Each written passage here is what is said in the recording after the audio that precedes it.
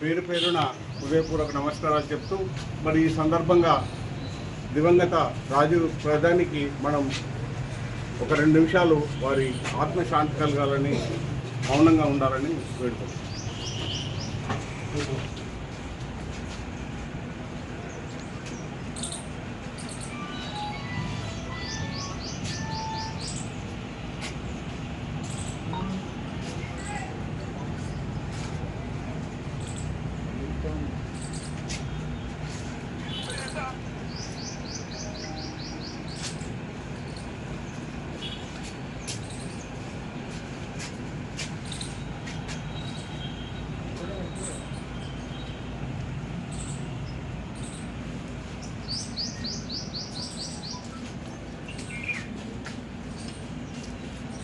ఇందిరాభవన్లో గౌరవ స్వర్గీయులు రాజీవ్ గాంధీ గారి వర్ధంతి జరుపుకోవడం జరిగింది. అయితే ఈ సందర్భంగా వారిని గుర్తు చేసుకుంటూ మరి 22 సంవత్సరాలకు ఉన్న ఓటు హక్కును భారతదేశం యంగ్ ఇండియాగా ఉండాలనే ఉద్దేశంతో 18 సంవత్సరాలు చేసి ప్రతి ఒక్కరికి ఓటు హక్కు ఇచ్చి భారతదేశానికి ఒక యువకులతో గెలిచిన ప్రభుత్వంగా ఆనాడు కాంగ్రెస్ ప్రభుత్వం ఉండే. మరి అదే రాజీవ్ గాంధీ గారు ఇంకా కొన్నేళ్ళు బ్రతుకున్నట్లయితే, ప్రధానమంత్రి ఉన్నట్లయితే మరి టెక్నాలజీలో జపాన్ దాటిపోయే దేశంగా మన దేశం ఉండేది. కానీ దౌర్భాగ్యం అతన్ని టెర్రరిస్టులు పొట్టన పెట్టుకొని మన భారతదేశాన్ని ఎదగకుండా చేసిందని ఈ సందర్భంగా తెలియజేస్తున్నాను. మన దేశానికి ఎంతో గొప్ప పేరు తేవడంతో పాటు అప్పుడు మన బార్డర్లో ఉన్న దేశాలను కూడా రక్షించడానికి తన ప్రాణాలను వాళ్ళ అమ్మగారు అతను ఇద్దరు కలిసి ప్రాణత్యాగాలు చేసేది జరిగింది. ఒక కుటుంబంలో ఒక వ్యక్తి కోల్పోతే ఎంత బాధ ఉంటుందో ఇప్పుడున్న బీజేపీ నాయకులకు తెలియదు. ప్రాణాలు అర్పిస్తే కానీ దాని విలువ ఏంటో తెలియదు. రాజీవ్ గాంధీ గారు ముఖ్యంగా యువత రాజకీయాలలో ఉండాలి, యువత అన్నింటిలో పాల్పంచుకోవాలని చెప్పి, అన్ని రంగాల్లో ముందుండాలని చెప్పి 18 సంవత్సరాలకే ఓటు హక్కు కల్పించడంతో పాటు మనం టెక్నికల్గా చాలా ఇంప్రూవ్ చేయడానికి, కమ్యూనికేషన్ పరంగా అన్ని రంగాల్లో ముందు రావడానికి చాలా ప్రయత్నాలు చేశారు. రాజీవ్ గాంధీ గారు బతుకుంటే ఈరోజు భారతదేశం నెంబర్ 1 స్థానంలో ఉండేదని చెప్పి తెలియజేసుకుంటూ ఈ సందర్భంగా వచ్చేసినటువంటి మన జిల్లా అధ్యక్షులు అల్లూరి లక్ష్మణ్ కుమార్ అన్న గారికి, అలాగే మన ఉజ్జీవన్ అన్న గారికి, ఈ కార్యక్రమాన్ని చూసిన కాంగ్రెస్ కార్యకర్తలందరికీ వాస్తవంగా రాజీవ్ గాంధీ గారి ఆలోచనలు ఈ దేశానికి యువత అయితేనే బలంగా ఉంటుంది, యువశక్తిని నింపాలనే ఉద్దేశంతో తను 22 సంవత్సరాలు ఉన్నటువంటి ఓటు హక్కును 18 సంవత్సరాలకే పరిమితం చేస్తూ ఆనాడు చేసినటువంటి ఈ దేశానికి యువకులు కావాలి, యువ రక్తం కావాలి అన్న ఆలోచనతోటి ఈ దేశం యువకులతోటే ముందుకు వెళ్తాన్న గొప్ప ఆలోచనతోటి ముందుకు వచ్చి తను సద్భావన యాత్రలో భాగంగా మన జైత్యాలకు వచ్చిన 4 రోజులకే చనిపోవడం చాలా బాధాకరం. వారికి నివాళులు అర్పిస్తూ ఈరోజు ఈ అవకాశం ఇచ్చారు. స్వర్గీయ రాజీవ్ గాంధీ వర్ధంతి సందర్భంగా ఇందిరాభవన్లో ఏర్పాటు చేసినటువంటి కార్యక్రమానికి నిర్వహిస్తున్నటువంటి జిల్లా కాంగ్రెస్ పార్టీ రథసారథి అన్న లక్ష్మణ్ కుమార్ గారు, అదేవిధంగా ముఖ్య అతిథులు వచ్చినటువంటి అన్న జీవన్ రెడ్డి గారు, అదేవిధంగా ఈ కార్యక్రమంలో పాల్గొన్నటువంటి కాంగ్రెస్ పార్టీ, యువజన కాంగ్రెస్, ఎన్ఎస్యుఐ సేవలందరికీ కూడా నా యొక్క నమస్కారం తెలియజేస్తూ, సోదరులారా, స్నేహితులారా, రాజీవ్ గాంధీ గారు గొప్ప భరతమాత ముద్దుబిడ్డ. ఎందుకంటే మనకు నాయకుడు, మన క్యాప్టెన్ ముందుండి తన ప్రాణాలను అర్పించి ఎన్నుకున్నటువంటి కార్యకర్తలకు భరోసా నింపి ఈ దేశ సమగ్రతకు, సమైక్యతకు కాపాడాలి. మీరు నా ఊపిరి ఉన్నంత వరకు నేను ఈ దేశానికి సేవ చేశాను, మీరు కూడా నాలాగని ఈ దేశానికి సేవ చేసి ఈ దేశంలో ఉన్నటువంటి కుల మతాలకు వ్యతిరేకంగా పోరాడాలి, అందరూ సమానమే, సమాన హక్కులు కల్పించాలన్న సందేశం ఇచ్చినటువంటి మహానుభావుడు మరి రాజీవ్ గాంధీ గారు అని చెప్పక తప్పదు. రాజీవ్ గాంధీ గారు దేశ సైనికులు ఏ విధంగా కాశ్మీర్ బార్డర్లో కానీ, బార్డర్లో ఉన్నటువంటి ఎవరైతే బార్డర్లో పనిచేసి అదే విధంగా శత్రు దేశాల సైనికులు మన దేశాన్ని చొచ్చుకరాకుండా చూడటం ఎట్లయితే కాపాడుతున్నారో, అదేవిధంగా కాంగ్రెస్ పార్టీ సైనికుడు అనేవాడు కూడా ఈ దేశంలో ఉన్నటువంటి సమైక్యతను, ఈ దేశ స్వతంత్రాన్ని కాపాడడానికి ఒక పాటు పడాలనే గొప్ప సందేశం ఇచ్చినటువంటి మహానుభావుడు మరి రాజీవ్ గాంధీ గారు అనే మాట ఈ సందర్భంగా తెలియజేస్తాను. చివరిగా ఒక మాట, రాజీవ్ గాంధీ గారు చనిపోవడానికి కారణాలు మన దేశంలో ఉన్నటువంటి ఉగ్రవాదం కొరకు కాదు, శ్రీలంకలో అక్కడ ఉన్న శ్రీలంక ప్రభుత్వానికి సమానంగా ఉగ్రవాదం ఆ రోజు నడుస్తున్నట్టు క్రమంలో ఆ దేశ అధ్యక్షుడు వచ్చి రాజీవ్ గాంధీ గారి యొక్క కాళ్ళ మీద పడినట్టు చేసి, సార్ మా ప్రజాస్వామ్యం కూనైపోతుంది, మీ ప్రజాస్వామ్యం బాగున్నది, మా ప్రజాస్వామ్యాన్ని రక్షించండి, ఎల్టీడీ ఉగ్రవాదం ఖతం చేయండి అని చెప్తే ఈ భారతదేశ యొక్క సైనికులను మరి శ్రీలంకకు పంపించి ఆ యొక్క క్రమంలోనే పెరంబూరులో ఆయన ప్రాణాలు నడిపించాడు సందర్భాన్ని గుర్తు చేస్తున్న సోదరులు, నేనైతే గర్వపడుతున్నా.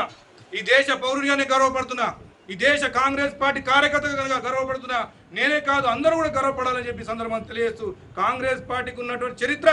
ఏ వరకు లేదన్నట్టు మాట ఘంటాపదంగా చెప్తూ ఆ మహానుభావునికి ఉదయపూర్వక ఘననివాళులు అర్పిస్తూ ముగిస్తున్నాను. हमारे भतीजे जो राजीव गांधी प्राइम मिनिस्टर थे, आज ही के दिन उनका कोयम्बटूर के अंदर एक धोखे से एक हादसा हुआ, उनका इंतकाल कर गया। हम कांग्रेस पार्टी के तमाम नेतारान इंदिरा भवन के अंदर डिस्ट्रिक्ट कांग्रेस प्रेसिडेंट श्री लक्ष्मण कुमार साहब और हमारे एक्स मिनिस्टर जीवन रेड्डी साहब और तमाम कांग्रेस के कार्यकर्ता जिम्मेदारों के बीच इस सोच को मनाते हुए, जो राजीव गांधी एक ऐसी शख्सियत थी जो 1944 के अंदर वो पैदा हुए इंदिरा गांधी साहब मैडम को, और उसके बाद से उनकी परवरिश हुई पूरी दिल्ली के अंदर, मोती हाउस के अंदर जो नेहरू के परवरिश में हुए। और उसके बाद से जब परवरिश हुई, उसके बाद जब बड़े हुए पढ़ने के लिए लंदन गए, लंदन से डिग्री हासिल करके आने के बाद से उनकी एक ख्वाहिश थी कि जो हिंदुस्तान एक टेक्नोलॉजी के अंदर आगे बढ़ने की, तो वो एक पायलट के नाते पर एयर इंडिया के अंदर एक पायलट बने। इसके बाद से जो पायलट बनने के बाद से जो उनका अब एक इंदिरा गांधी मैडम जब प्राइम मिनिस्टर थे, उनके जब शाना बशाना संजय गांधी चल रहे थे, जब अगर संजय गांधी का इंतकाल होने के बाद से मजबूरियों के अंदर राजीव गांधी साहब को इंदिरा गांधी का साथ देते हुए जो 1981 के अंदर इलेक्शन लड़े और भरपूर मेजॉरिटी के साथ वो जीते। उसके बाद हिंदुस्तान के ऊपर नज़र रखे, हिंदुस्तान के कानून के ऊपर, हिंदुस्तान के आइन के ऊपर, कॉन्स्टिट्यूंसी के ऊपर भरोसा करते हुए, कॉन्स्टिट्यूशन को बचाते हुए, कानून को बचाते हुए, आइन को बचाते हुए लेके चले। उसके बाद से जब भी उनको मौका आ गया था, एक बार भी जीतने के बाद से थोड़े एमपीज कम थे जो सरकार बनाने के लिए, तो हम बोले कि जब तक पूरी भरपूर मेजॉरिटी नहीं आती मैं प्राइम मिनिस्टर नहीं बनूंगा। ये राजीव गांधी साहब का एक हिंदुस्तान के अंदर एक मिसाल है। इसलिए कि राजीव गांधी साहब कांग्रेस के जो भी प्राइम मिनिस्टर रहे आज हिंदुस्तान के अंदर, देखिए कि लंदन से पढ़ते हुए आए, और हमारे मनमोहन सिंह साहब थे, इंदिरा गांधी मैडम साहब आते, तमाम चीज़ें बाहर यूनिवर्सिटी के, लंदन के यूनिवर्सिटी से पढ़ के आते हुए हिंदुस्तान को आगे बढ़ाने के वास्ते एक काम किए। आज के प्राइम मिनिस्टर साहब 1971 की डिग्री बताते हैं जबकि कंप्यूटर लॉन्च नहीं हुआ था। तो ये कंप्यूटर लॉन्च होने के बाद, कंप्यूटर लॉन्च करने का भी एक बहुत बड़ा क्रेडिट जाता है राजीव गांधी साहब को, और हम उनको खिराज अक़ीदत पेश करते हैं आज के दिन जो राजीव गांधी साहब का हादसा हुआ था और जो कांग्रेस पार्टी के जिम्मेदारान मौका दिए। इंदिरा भवन లో మాజీ మంత్రి జీవన్ రెడ్డి గారి ఆధ్వర్యంలో కూడా లక్ష్మణ్ కుమార్ గారు ఆధ్వర్యంలో కూడా చేస్తున్న రాజీవ్ గాంధీ వర్ధంతి కార్యక్రమానికి సద్భావన యాత్రలో భాగంగా ఒక 4 రోజుల ముందు జగిత్యాల కూడా రావడం జరిగింది. రాజీవ్ గాంధీ గారు జీవన్ రెడ్డి గారి ఇంట్లో పట ఉండడము, గెస్ట్ హౌస్లో ఉండడము, అందరం కలిసి వారి సేవలతో పాల్పంచుకోవడం జరిగింది. సద్భావన యాత్రలో భాగంగా ముగించుకొని తమిళనాడు ఇదే 22 తారీఖు నాడు పేరంబందూరు లోపట చనిపోవడం జరిగింది. వారికి నివాళులు అర్పిస్తూ రాజీవ్ గాంధీ గారు ఇందిరాగాంధీ మరణం అనంతరము అందరూ ఆలోచించి ఎవరిని ప్రధానమంత్రిని చేయాలని చెప్పి ఆలోచనకు వచ్చి మేధావులందరూ చర్చించి రాజీవ్ గాంధీ గారిని ప్రధానమంత్రి చేసినట్లు అవుతేనే ఎలాంటి అల్లకొల్లాలు జరగకుంటుంటాయని చెప్పి అప్పుడు 84 లోపల రాజీవ్ గాంధీ గారిని ప్రధానమంత్రిగా ఎన్నుకోవడం జరిగింది. తదుపరి జరిగిన ఎలక్షన్ లోపల రాజీవ్ గాంధీ గారికి కాంగ్రెస్ పార్టీ భారతదేశం లోపల 400 సీట్లు ఇచ్చి అత్యధిక మెజారిటీతో గెలిపించిన విషయాలు మన అందరికీ తెలుసు. ఇప్పటి వరకు వన్ సైడ్ 400 సీట్లు ఏ పార్టీకి రాలేదు, కేవలం కాంగ్రెస్ పార్టీకి రాజీవ్ గాంధీ గారి ఆధ్వర్యంలో లోపలనే ఇందిరాగాంధీకి సానుభూతిగా 400 సీట్లు వచ్చి ఈరోజు కూడా కొంచెం కాంగ్రెస్ పార్టీకి ఇబ్బంది ఉన్న విషయం మన అందరికీ తెలుసు. కాబట్టి అవకాశం ఇచ్చినందుకు నవభారత నిర్మాణ స్ఫూర్తిగా భారత రత్న మహనీయులు రాజీవ్ గాంధీ గారి వర్ధంతి కార్యక్రమ సందర్భంగా ఈ కార్యక్రమాన్ని నిర్వహింపజేస్తున్న గౌరవ జిల్లా కాంగ్రెస్ అధ్యక్షులు, మిత్రులు, ధర్మపురి శాసనసభ్యులు, అట్లాగే ప్రభుత్వ విప్ గారైనటువంటి అడ్లూరి లక్ష్మణ్ కుమార్ గారు, కార్యక్రమంలో పాల్పంచుకుంటున్నటువంటి కాంగ్రెస్ నాయకులు, యూజర్ కాంగ్రెస్ మిత్రులు, సోదరులు అందరికీ నేను హృదయపూర్వకంగా నమస్కారం చెప్తూ, రాజీవ్ గాంధీ గారితో ఉన్నటువంటి అనుబంధం నాకు జీవితంలో మర్చిపోలేదని చెప్పక తప్పదని చెప్పండి. వాస్తవంగా నేను కాంగ్రెస్ పార్టీ అనుబంధం నాకు రాజీవ్ గాంధీ గారి నాయకత్వంలో ఆనాడు స్వర్గీయ ఇందిరాగాంధీ గారి మరణం తర్వాత వారు ఏదైతే సిక్ ఖలిస్తాన్ ఉగ్రవాదులు వారిని మట్టుపెట్టడం జరిగిందో దాని తదుపరి నాయకత్వ బాధ్యత రాజీవ్ గాంధీ గారి నేతృత్వంలో మరి కాంగ్రెస్ పార్టీలో చేరి ఈనాటి వరకు ఏదైతుందో కాంగ్రెస్ ఒక గుర్తింపుగా చెప్పంటుంది. నా జీవితం కొనసాగటం నేను అదృష్టంగా భావిస్తున్నానని చెప్పంటూ నేను అంటే రాజీవ్ గాంధీ గారు ఒక గొప్ప ప్రజాస్వామ్యవాది అని చెప్పండి. వారు అంటే ఆనాడు ఏదైతున్నదో వారికి పార్లమెంట్లో సింగిల్ లార్జెస్ట్ పార్టీగా అత్యధిక స్థానాలు పొందిన తదుపరి కూడా ఏదైతున్నదో తనకు భారత ప్రజానీకం సంపూర్ణ ఆధిక్యత చేయలేదనేటువంటి ఒక భావనతోని ప్రభుత్వాన్ని ఏర్పాటు చేయకుండా రాష్ట్రపతి గారి పిలుపు అందుకుని కూడా ప్రతిపక్షంలో కూర్చొని ప్రతిపక్ష స్థానానికి పరిమితమైనటువంటి ఒక గొప్ప ప్రజాస్వామ్యవాది అని చెప్పి చెప్పక తప్పదని చెప్పండి. వాస్తవంగా ఈ దేశ నిర్మాణంలో యువకుల పాత్రను వీళ్ళు పెంపొందించాలనే ఒక భావనతోని 21 సంవత్సరాలకు ఉన్నటువంటి ఒక ఓటు హక్కును 18 సంవత్సరాలకే కుదింపజేసి వీళ్ళ నవభారత నిర్మాణంలో యువకుల పాత్రను ప్రోత్సహించినటువంటి ఒక గొప్ప మరి వ్యక్తి రాజీవ్ గాంధీ గారు అని చెప్పక తప్పదంటారు. అంతేకాదు వీళ్ళ ఢిల్లీ టు గల్లీ వీళ్ళ కేంద్రం నుండి ప్రత్యక్షంగా గ్రామాలకు నిధులు సమకూర్చబడే విధంగా ఏదైతుందో చట్టంలో మార్పులు తీసుకొచ్చి వీళ్ళ గ్రామీణ ప్రాంతమే కానీ పట్టణ ప్రాంతమే కానీ అభివృద్ధికి కావాల్సిన నిధులు ఏదైతున్నదో పొందే అవకాశాన్ని రూపొందించింది కూడా రాజీవ్ గాంధీ గారు అని చెప్పక తప్పదు. అట్లాగే బలహీన వర్గాలు మహిళలకు కల్పించాల్సిన రిజర్వేషన్ వారి ఆలోచన క్రమంగా ఏదైతుందో దాన్ని చట్టం చేయాలని చెప్పి సంకల్పిస్తే మరి తదుపరి పివి నరసింహరావు గారి కాలంలో అమలు అవుతుంది. అంటే బలహీన వర్గాలకు ఏదైతే ఉందో వారి జనాభా దామాషకు అనుగుణంగా వారికి స్థానిక సంస్థల్లో ఏదైతుందో వారికి హక్కులు కల్పించాలనే సంకల్పంతో చట్టంలో మార్పు తేవడానికి సంకల్పించింది రాజీవ్ గాంధీ గారు అని చెప్పి నవభారత నిర్మాణ స్ఫూర్తిగా భారత రత్న మహనీయులు రాజీవ్ గాంధీ గారి వర్ధంతి కార్యక్రమ సందర్భంగా ఈ కార్యక్రమాన్ని నిర్వహింపజేస్తున్న గౌరవ జిల్లా కాంగ్రెస్ అధ్యక్షులు మిత్రులు ధర్మపురి శాసనసభ్యులు అట్లాగే ప్రభుత్వ విప్ గారైనటువంటి అడ్లూరి లక్ష్మణ్ కుమార్ గారు కార్యక్రమంలో పాల్పంచుకుంటున్నటువంటి కాంగ్రెస్ నాయకులు యూజన్ కాంగ్రెస్ మిత్రులు సోదరులు అందరికీ నేను ఉదయపూర్వక నమస్కారం చెప్తూ రాజీవ్ గాంధీ గారితో ఉన్నటువంటి అనుబంధం నాకు జీవితంలో మర్చిపోలేమని చెప్పక తప్పదని చెప్పండి. వాస్తవంగా నేను కాంగ్రెస్ పార్టీ అనుబంధం నాకు రాజీవ్ గాంధీ గారి నాయకత్వంలో ఆనాడు స్వర్గీయ ఇందిరాగాంధీ గారి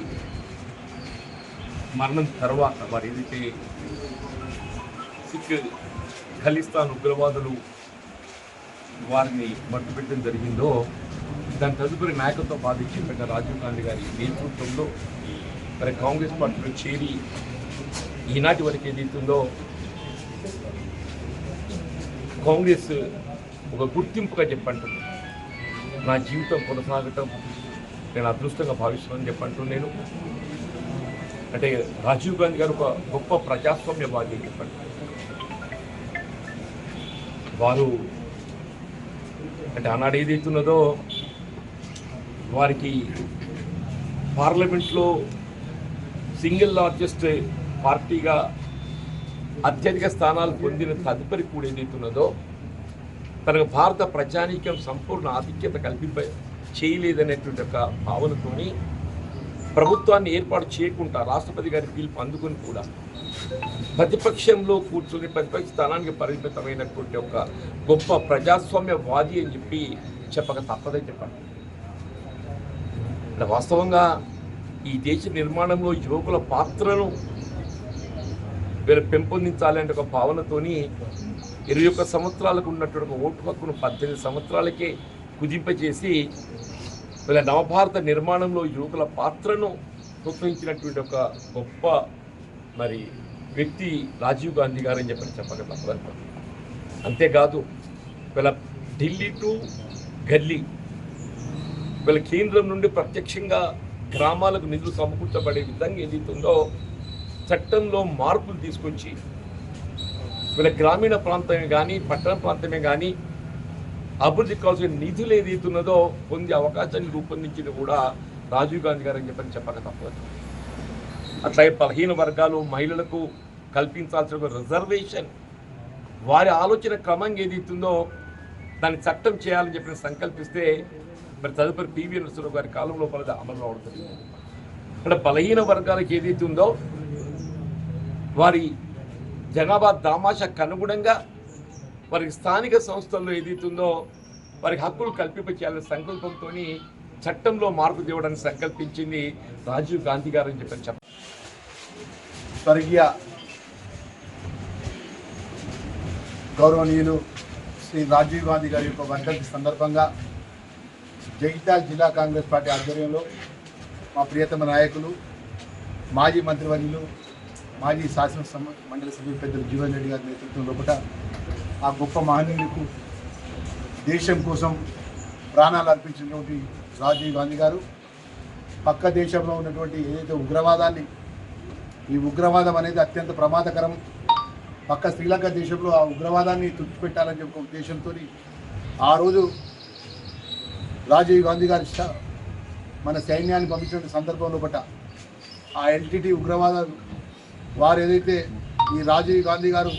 మా ఉగ్రవాదాన్ని తుడిచిపెట్టిన యొక్క ఏదైతే కుట్రను పెట్టుకొని కడప పెట్టుకొని వారు ఆ రోజు పెరంబుతులు జరిగినటువంటి సంఘటనలో పట్ట మన మహనీయుల్ని ఆ రోజు వారంతా కూడా చంపివేయడం జరిగింది.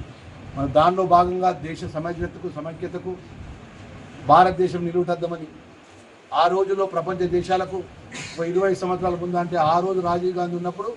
మన సాఫ్ట్వేర్ కంపెనీ కానీ టెక్నాలజీ కానీ మన అడ్వాన్స్గా అంటే 20 సంవత్సరాల ముందే ఆలోచన చేసిండు రాజీవ్ గాంధీ గారు ఉన్నప్పుడు. భవిష్యత్తులో భారతదేశం ప్రపంచ దేశాలకు ధీటుగా ఉండాలంటే సాఫ్ట్వేర్ టెక్నాలజీలో ముందంజలో ఉండాలని చెప్పేసి వారు తీసుకొచ్చినటువంటి ఆ రోజు సంస్కరణ కానీ లేదా కంప్యూటర్ యొక్క యుగాన్ని కానీ లేదా సంస్కరణలు కానీ మరవలేదని చెప్పే విషయానికి మరొకసారి గుర్తుకు తెచ్చుకుంటూ